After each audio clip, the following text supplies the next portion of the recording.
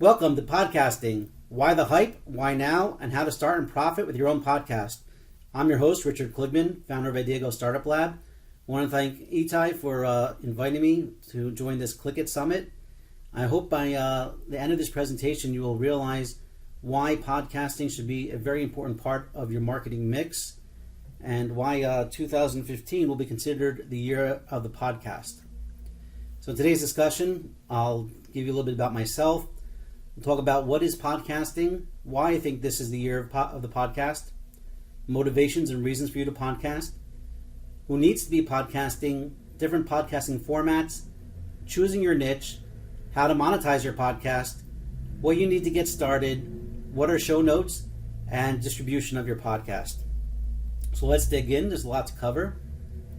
First of all, a little bit about myself. I am the CEO of Ideago LLC. Ideago is basically a startup consultancy where I help businesses get started, help them with funding, and launch my own different companies and campaigns. I am also the co-founder of a startup called roadshows.co, which basically it's an Airbnb for retail outlets and people selling products. Definitely check that out. We're having a big push this summer. I'm also the president of Zip Up for Special Needs, which is an organization I co-founded to help bring awareness for those with special needs. I'm a founder of a company called Vubix, been around for about 10 years in the video marketing space. I'm also a speaker, a writer. I hold 2 technology patents, but most importantly, I am a podcaster, and that is what we're here to speak about today. So first of all, what is podcasting? A digital audio file made available on the internet for downloading to a computer or portable media player, typically available as a series, new installments of which can be received by subscribers automatically. And why I call 2015 the year of the podcast, anybody that's in the marketing space or online has seen many news articles continuously coming out at a rapid pace on podcasting, on new podcasts, why podcasts are so exciting, why more and more people are listening to podcasts. And we're going to go through some of those right now. Here's an article from Inc. Magazine, 5 reasons why your business needs to be podcasting. It's not just a trend, but a super effective way to engage your audience. Podcasts are back and making money, the Washington Post. These are all, by the way, within the last few months, these articles. The future of media is podcasting from Fast Company. Who knew that the hottest entertainment form would be audio? And from the Huffington Post, 6 reasons every entrepreneur needs to podcast. This was just announced at the end of April that SoundCloud is now opening up its doors for podcastings. They've been playing with features for podcasts for a couple of years now, I think, but now they're opening up the doors. They realize the importance of podcasting.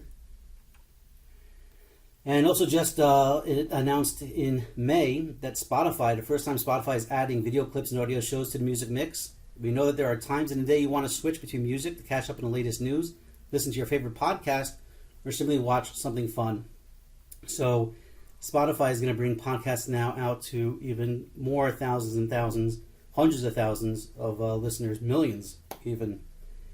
And one of the things we'll talk about in this seminar is how podcasting now is easier than ever to listen to. You know, some of you may have heard, and we'll go through some of the dates, that podcasts, you say, hey, podcasting has been around for, a bunch of years. Why now all of a sudden is it coming back?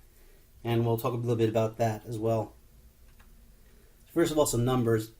February 12th, 2004 was the first time that podcasting was used in an article in The Guardian. In June 2005, Apple began supporting podcasts through iTunes. In 2014, and this is where many people have first heard about podcasting, there was a podcast called Serial, which was the fastest to reach 5 million subscribers just on iTunes alone. More than 1 billion subscriptions just on iTunes of podcasts. And monthly unique podcast listeners has tripled in the last 5 years from 25 million to now 75 million people. So why should you be podcasting now? So if you look at this chart from Edison Research, you'll see that there are approximately 89 million people that are listening to podcasts. As you saw in 2006, 2007, 2008, that was when the hype first started coming. Then I think things leveled off a little bit, 2009, 2010, 2011. All of a sudden we see a little bit of a jump in 2012, 2013, 2014, 2015, and beyond. This is going to keep growing, and we'll explain to you why. And I believe this is just in the U.S., 89 million listeners. Number of podcasts listened to in last week. This was, I think, published a few months ago. But if you see that 14% of people listen to just one podcast, and 22% listen to two podcasts a week, 23% listen to three, and 4 or 5 podcasts a week are listened to by 17%.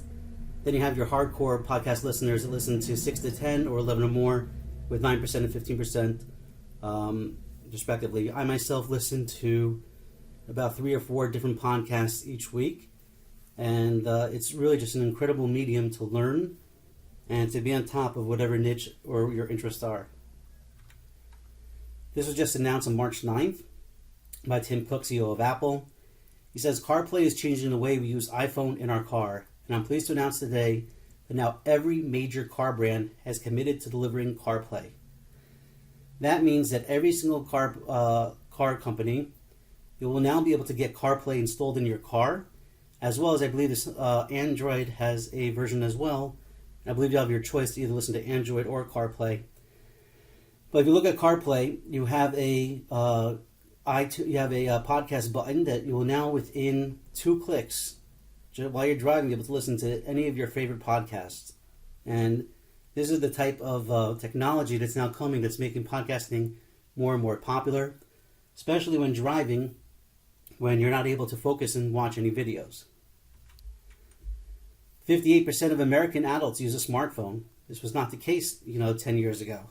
There's not, we think, smartphones have been around forever, but really it's only been the last couple of years. Now we're up to 58% of American adults use a smartphone. And with a smartphone, whether it's an Android or an iOS device, makes it very easy to listen to podcasts. There's many different podcast applications, including the built-in one for iOS. 81% of Americans between the ages of 25 and 54 have a smartphone. Okay, think about that. Most target markets, most people you want to reach are probably within this age range, 25 to 54. 81% of them are now carrying a smartphone, which means 81% of them are just a click away or 2 clicks away from listening to your podcast. So, how many bloggers there? Remember when blogging came out? What if you were one of the first bloggers to really get on there? How many bloggers do you know about that have been blogging for 10 years or more? Most of the big bloggers, out there today started probably 10 years ago and have continuously been building up their readers and their readership and building up their businesses. So now there's about 450 million bloggers, but there's only 300,000 podcasters. 9 out of 10 podcasts are of poor quality. So there's still plenty of room to lead your niche. So if there's 300,000 podcasts and only 30,000 is really of good quality, then if you come out with a good quality podcast, and when I'm saying quality, it's not just the content, which of course is extremely important, but the quality of the audio. People are not going to want to sit and listen to something that sounds staticky, or the guy's, hoeing and humming the whole time, or you can't hear so well, or it's in stereo mode and you only have one earphone working. So really your competition is really only 30,000 other podcasts. And of course, a lot of those podcasts are not your competition depending on your niche. But now is the best time to get started with your podcast and to start with your niche, because your competition is a lot lower. Among Americans who hear podcasts at least weekly, an estimated 27 million people, only 14% are satisfied with just one program, 15% listen to 11 or more shows each week, and 64% listen to at least 3 podcasts a week. 45% of listeners have a college degree, and 52% are in the 100K plus households. Okay, if you're talking about why marketers are going crazy over podcasts, 52% of podcast listeners are in $100,000 a year or plus households. Is that a target market that you want to reach? Now here's a question for you. What makes more money per 1,000 listeners per CPM? Super Bowl ads or podcasts? Yeah, I was giving you a second to answer that, but I'm sure you probably know by now. Podcasts. The question is why? The answer is because of intense audience engagement. Right? When you're listening to an advertisement on a podcast, it's most likely the podcaster himself that is pitching the product or the idea. And most podcasters, including myself, are interested in bringing out what's best for our listeners. We're interested in their success. So we're not going to recommend or talk about a product that we ourselves don't believe in. So as a podcaster, when you're talking about a product, when you're doing a 30-second commercial or a 60-second commercial during your podcast, chances are people are going to listen to you and they're not going to skip over the ad. They want to hear what you have to say. They want to hear what you believe in. And because of that, the audiences are more engaged in your podcasts. Average ad rate CPM. So you see YouTube pre-rollers at $17 per 1,000. Web ads are $1 to $20. I think they're more like closer to the $1 mark. Radio is between $1 and $18. Network TV between $5 and $20. And podcasting has an average between $20 to $45 CPM. Startup Podcast, which is a podcast I suggest you all listen to, which is really fantastic. It's a podcast about starting a podcasting company. They charge between $60 to $100 CPM, and they have millions of listeners. You could do the math. Why? Because as we said before, the ads are more personable, they are more real, and they're not prepackaged. Also, so even though you don't want your advertisement to seem like it's part of the actual podcast, you do want to have like a little jingle or a little music letting your listeners know that you're about to start an ad. But if your listeners are listening to you and they're a fan of yours and they're interested in your content, then it's more likely they're going to be interested in your audio ads. So why become a podcaster? So podcasting has many motivations. One, if you want to be seen as an expert in your field. Two, to boost your exposure. To build your community. To understand your community, to get feedback. And a lot of times when interviewing people in your community, people in your industry, people in your niche, you'll understand more about what's going on in the industry. To reach a global audience, I myself have listeners in Australia, the US, Canada, Israel, literally all over the world. To increase awareness of your products and services. So if you're selling other products and services, a podcast is a great way to bring awareness to them. To interview your favorite people. I've been able to interview guys that I never thought I'd be able to meet, and now I'm interviewing them and getting their insights and their thoughts. And when I do an interview, it's not just about what I could teach my listeners from listening to it, but I myself gain a lot from these interviews, and also some of the conversations we have before and post that I have with these people I'm interviewing. And to help others with our knowledge, or with your knowledge, that should be one of the driving forces everybody has. What comes from the heart goes into the heart.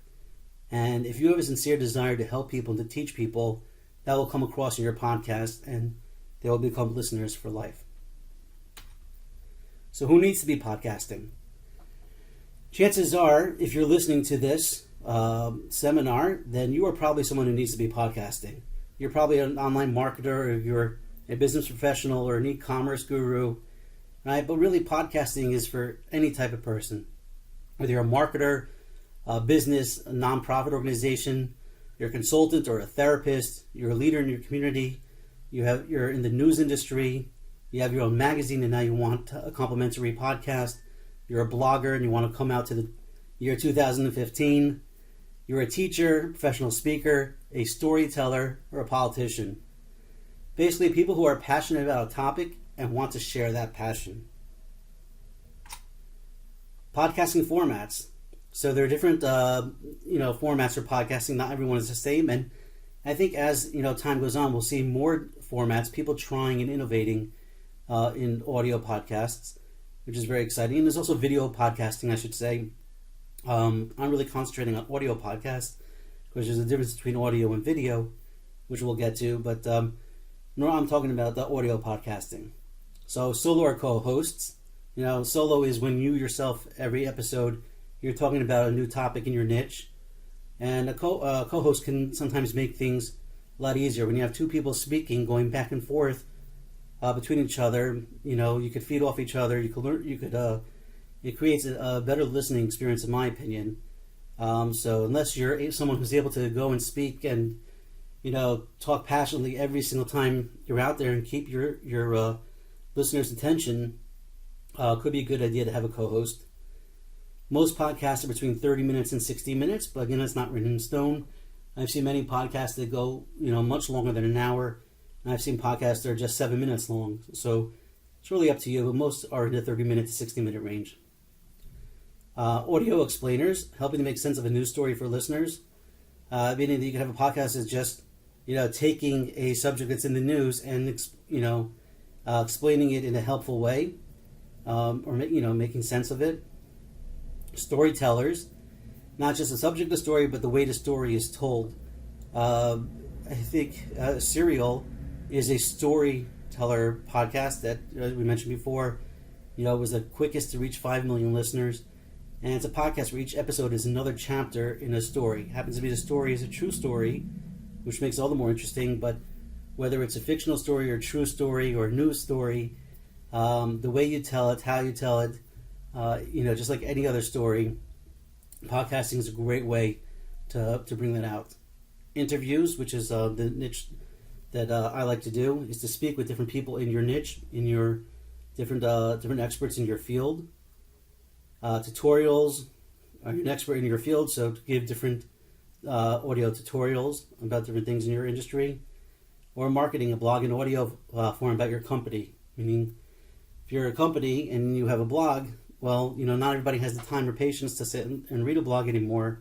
But if they could just with a click of a button, listen to a 20-minute, post or audio podcast about your business, keeping them up to date, and in 10, 15, 20 minutes just explain what's going on, that could be something that people would tune into.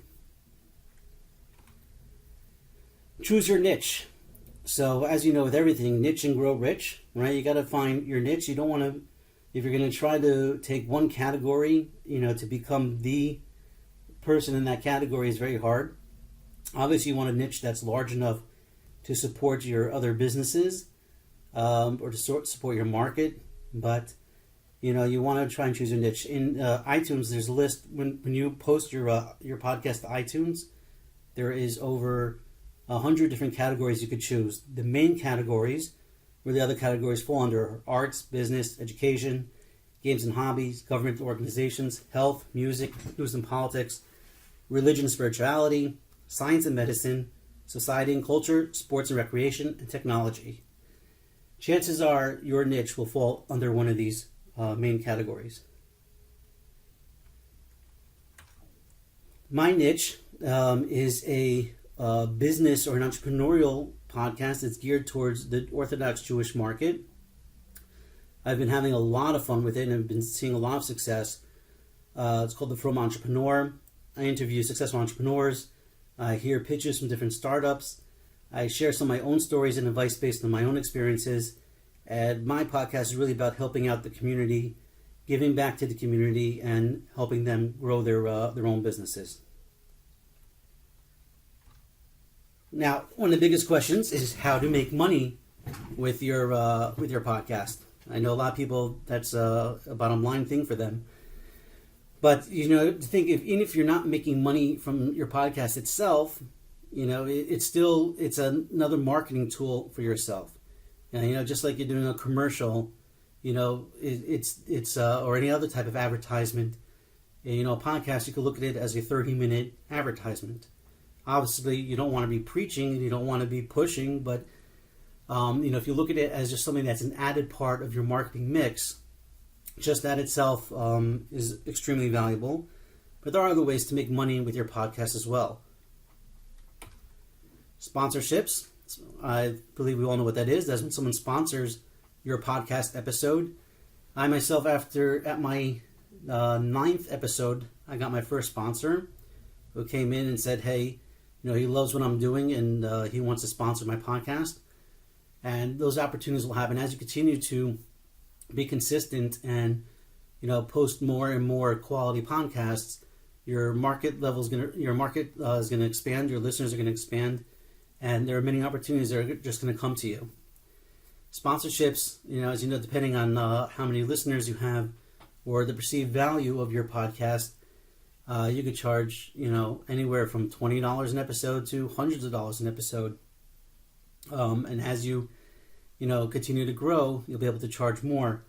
But it's really about, with any type of sponsorship, it's about ROI, return on investment.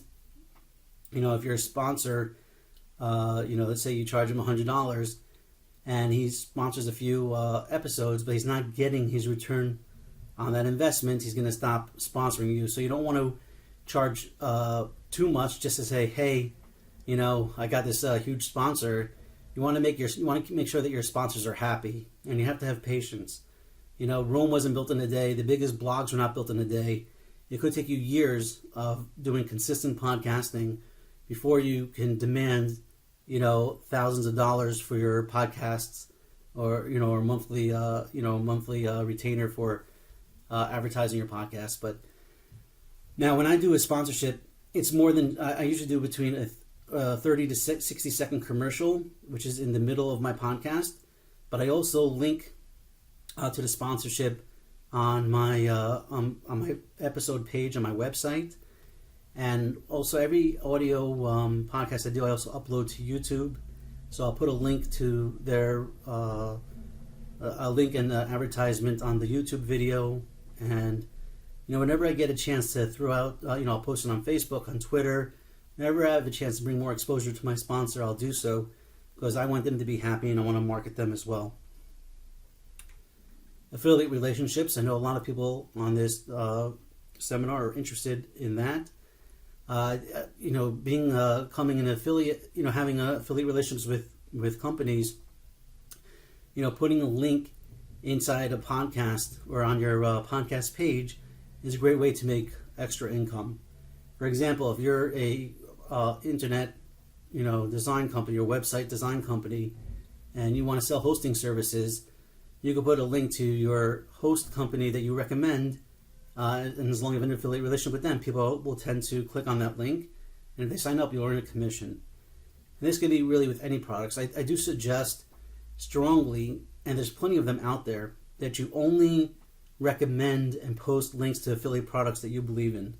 For example, I use the AT2020 Plus microphone, which is a fantastic microphone, and what I do is I will sometimes put a link to it on my website or in any marketing materials I send out, and it'll be a coded Amazon link to the microphone, but I wouldn't recommend it if I didn't use it myself, if I didn't believe in it myself. And I'm using it for this presentation, and I think it's fantastic. And so when I recommend it, I mean it. And if someone's going to click on the link, why shouldn't I earn a commission if someone's going to purchase that product? So, when as you continue to build your relationship and the trust with your listeners, in your show notes or whenever you recommend on social media, a product or service that has an affiliate link, I think that is a great way to earn some extra revenue. Premium content. Most podcasts are free, as are my episodes, but it could be that you'll want to have a special, let's say, interviewee. You're able to get Bill Gates to interview with you, and you may want to charge money for that. Or you want to have real secrets of how to get something done, and not just the free stuff. You could create premium content and sell that to your listeners for, it could be a monthly fee if it's part of a membership program that you have going, or it could be a one time, pay, $20 to access that content. Create CDs of your podcast and sell subscriptions online or via stores.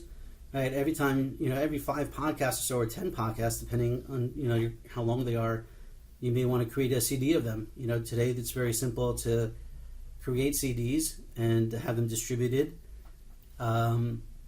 And it's a great way to earn some extra revenue and to continue to get your podcast out there. And you can sell a subscription service where, every month you send out, your latest 5 podcasts, and it's just extra revenue coming in every month.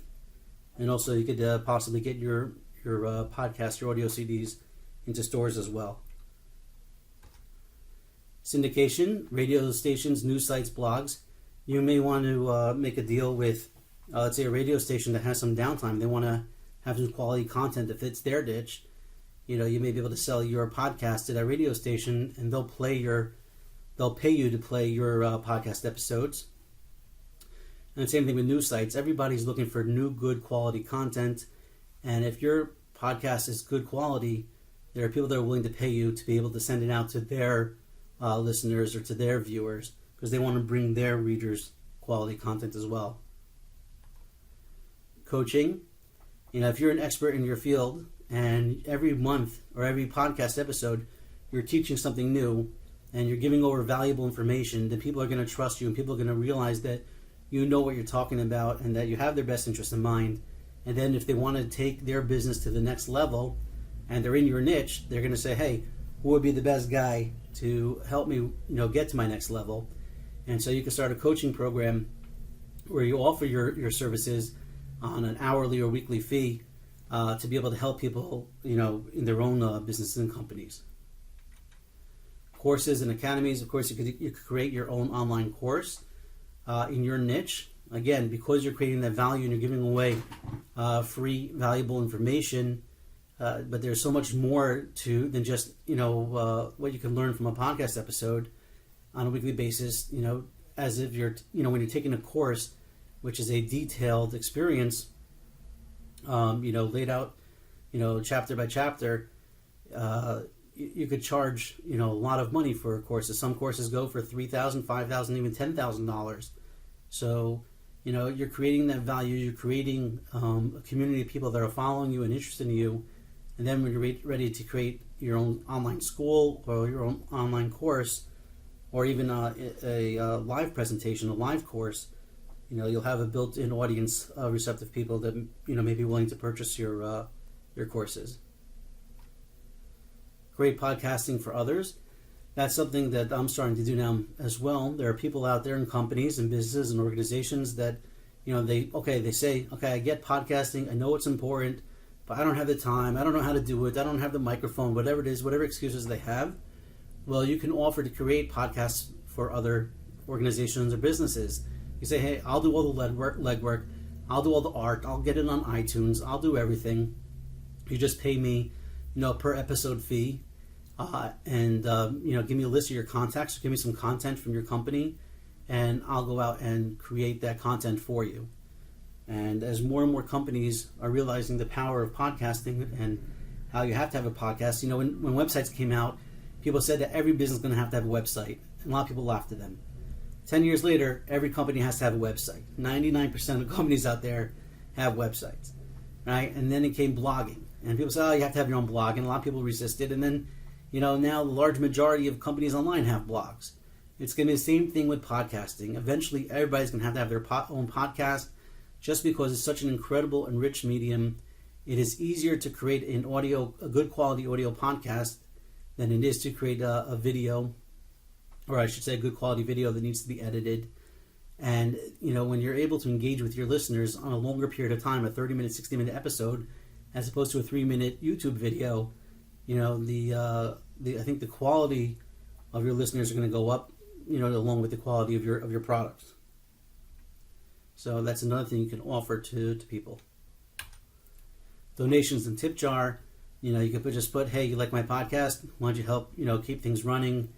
Have a tip jar, $5, $10, whatever it is. Product creation. Once you have every podcast episode, you could then have not transliterated, transcribed, right? And you could turn those interviews or those episodes into a book or an ebook or into a free product to give away. So once you have that audio content, you can even take sections of it and give it away free, or create articles or blog posts or whatever you want from it. Kickstarter campaigns. Obviously, once you have a built-in audience, you could do any type of crowdfunding campaign where you want to raise some money. Here's an example of Planet Money. Obviously, they're one of the biggest podcasts out there. But when they did a T-shirt campaign on Kickstarter, they raised $590,000 plus from more than 20,000 backers. Meaning, a lot of times, if somebody that's listening to your podcast, let's say they're listening for a year or more, and they've gained so much and they've gotten so much free value from you, and then you go and you start a campaign to raise some money, and whether it's a T-shirt or a hat or another product, they want to now give back to you. They want to show their support. Raising money through crowdfunding would be an incredible way to do that. Which brings us to Patreon, and there's another couple of companies that are now starting to do it as well, where Patreon enables fans to give ongoing support to their favorite creators. Basically, it's like a crowdfunding Kickstarter campaign where people could give a monthly fee, whether it's $1, $5, $15, and to help your podcast grow and to help support your podcast. And the more that they contribute, you could have special things for them. Meaning, if someone is at the $20 monthly level, you may once a month give an online seminar just for those people that are part of that level. And people are at the $100 level, you may want to do every quarter. You may want to do like a live presentation just for people that support you on the $100 level. So, and of course, you could do things for the $5 level, whatever it is. But Patreon makes it easy to be able to earn revenue from your fans and offer more services more easily. Now, as I mentioned before, once you have one episode, you have many options. First of all, you should publish it via iTunes and Stitcher. Those are the two biggest. Obviously, iTunes for iOS and Stitcher for everything else. You can publish your episode on your blog or on your website. You can take the link and publish on your Facebook, Twitter, LinkedIn, Google+, etc. I said, before, you could even post it up on YouTube, right? You could transcribe the recording. A 30-minute podcast averages about 5,000 words, right? And then, as I said before, you can use that content for ebooks, white papers, future blog posts, even posting on social media, right? Or even now you have good quality content to send out in a newsletter to your email list. So once it's one of the beauties of doing a podcast is that once you have that content, there is so much more you're able to do with it. So what you need to get started, we have hardware, software, audio hosting, post-production.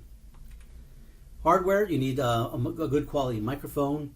As I said, I use the Audio-Technica AT2020 USB Plus. It's a condenser USB. It works, plugs right into your computer and very good quality. When I'm on the road, though, and I'm not bringing my laptop, I do use for mobile recording the H4n, which you can see in the bottom left-hand corner. I plug in two microphones there. If you see the Audio-Technica ATR 2100, I have two of those that plug right into the H4n digital recorder. You need a good shock mount and a good filter for your microphone.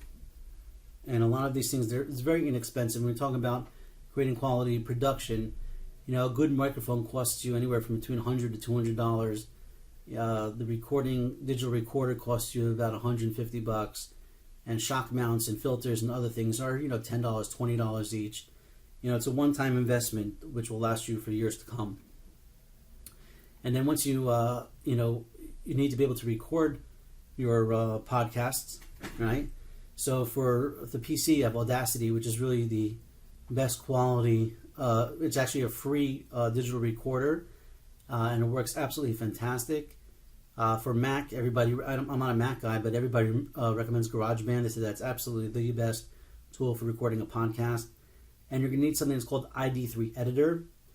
And ID3 Editor basically takes your audio podcast and puts the content and the tags behind the audio, so that when it's listened on iTunes, and you have to have this really for iTunes, it'll have the category, it'll have your comments or information about and the photo that's associated with that episode. So ID3 Editor is also, I think it's free to use for a little bit, but I think there's an upgrade, but it's totally worth it. And then if you're doing your your interviews via Skype, which is what I usually use for my interviews when they're not live, I use something called Talk Helper, which is absolutely free and works brilliantly. So that's something you want to check out as well for recording Skype calls. Now, when you host your website or your blog, you have a hosting company, and most hosting companies are pretty good for what you need to get done. But when it comes to audio hosting, you really need something of higher quality, something that has an expertise in delivering audio content. So here are a few of them. Libsyn is the biggest, the most well-known, and the one that comes most highly recommended. As mentioned before, SoundCloud now is working hard on their distribution method for podcast audio. Buzzsprout is something to look into.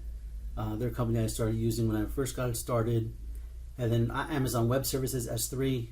Obviously it's not easy to set up, not very simple, but if you can use it and you plan on doing, maybe a bunch of different podcasts for different people, you may want to try and set up your account with them. But Libsyn is by far the easiest and the most cost-effective way to distribute your RSS feed, your audio RSS feed. Audio cleaning and editing, right? When unlike this seminar, there's no, I'm not going to have it edited, but when it comes to podcasts, you want to have a high-quality podcast. You want to get rid of the ums and awkward pauses. You want to have the highest quality audio available. You don't want the heavy breathing. You want to be able to get that out. You want to be able to put in your intro and outro music, any sponsorships you have in. You want to take out any background noise. You want to make sure that the levels are even between you and your guests. And you want to make sure that the MP3 is in mono and not stereo. And also you may want to combine audio files. You may want to, after you do an interview, you may want to do another 3-4 minutes without the guest online that you want to, put in some more information about other things that you're up to. So, being able to clean and edit your audio podcast is extremely important. As you mentioned before, if you want to be at the top of your game, you want to lead your niche, it is very important to have high quality podcasts. And even though, compared to editing video, the costs are much, much lower, it's not something that you should ignore if you plan on doing this long term. Now, there's two ways to do it. One, you can either learn to do it yourself and edit your own audio. You will need audio mixers and good software, which are both, not so expensive. I guess once you learn it and put effort into it, it may take you, months to really get it down. But once you do, it would probably be easier and put more control into, your ordering of your podcasts. But for me, like many others, I think, I don't want to be spending time, doing the audio. There's enough time that goes into podcasting and arranging the interviews, and then listening to them and typing up the show notes, and then marketing and distributing the the podcast. That to have to sit and edit it is not something that I want to get into. So you can hire an audio studio to do the work, where you have no headaches, no time-consuming editing. It leaves you more time to focus on content and marketing. And they tend to be a bit expensive, but depending on your needs. But I went out and actually built my own team of people to do my podcast editing, because I realized first of all, I'm helping other people do their own podcasts, and I'm offering my podcasting editing services to other people. And so, I said, if you're going to do it right. So I have my own people that will do that for me or do that for my clients. And it just takes the headache out of it. I just upload it on Dropbox, and a couple of days later I have a clean and high quality audio podcast available for distribution. Intros and outros, you want to have good music going in and going out. It helps you sound professional. It builds a brand in your listener's head, when they hear that music, and make sure that the music fits your podcast style. Show notes. This is a very important part because it's about, a lot of SEO has to do with it. But, when someone's listening to your podcast, if they're exercising, or if they're, they're running in the park, walking their dog, or if they're driving back and forth to work, they don't have time to, and you don't want them, bringing out their smartphones and checking out websites, or, writing down phone numbers or links that you talk about. So you have what's called show notes, and in the show notes, you basically give the highlights about the show. Then you could link to products we talked about, books that were talked about, or websites that were talked about. I always list the different people's names and businesses that I've mentioned in the podcast, and one of the reasons for that is for marketing purposes. If I mention someone's name in my podcast, I'm going to tweet him or let him know that, hey, by the way, we gave you a shout out on the podcast. You know what he's going to do? He's going to go and listen to that podcast. And besides being great for helping your listeners and giving them the value that they need, it's great for marketing as well, and for search engine optimization. Here's an example of a podcast I did of some of my show notes where I mentioned people that I've mentioned in it, or organizations, quotes that were said over, links, and even a charity plug that I put in. Distribution. Once you have your high quality finished podcast, you want to get to as many places as possible. We talked about iTunes and Stitcher. There's probably about 10 other directories. You can do a search on Google where you want to post your podcasts. Obviously, you want to have on your website and blog, social media pages, and network with radio stations looking for pre-recorded content. We mentioned that before as well. Obviously, this is my podcast in iTunes. This is when I first launched, only 2 episodes. Now I'm up to 11, which is fantastic. And this is what it looks like on Stitcher. And Pod to Pod is just a friend of mine. He has this website where it's definitely worth subscribing to. It's an email newsletter that comes out weekly, where he gives all the highlights of what's going on in the podcasting industry, things you need to know about, new technologies, new websites and stuff that deals with podcasting. So that's something to check into, podtopod.com. And that's going to be it for this presentation. But if you need some help getting started with your podcast, if you have any questions, please feel free to contact me, richard@ideago.com. And I want to thank you. I know your time is valuable, and I appreciate you spending it with me. And thank you again, Itai Paz, for helping put this together. And I hope you guys all take, it's not for me personally, but if you guys, I want you to take what I said to heart and realize that now is the time to start your podcast. And the sooner you start, the richer you will be for it. Thank you.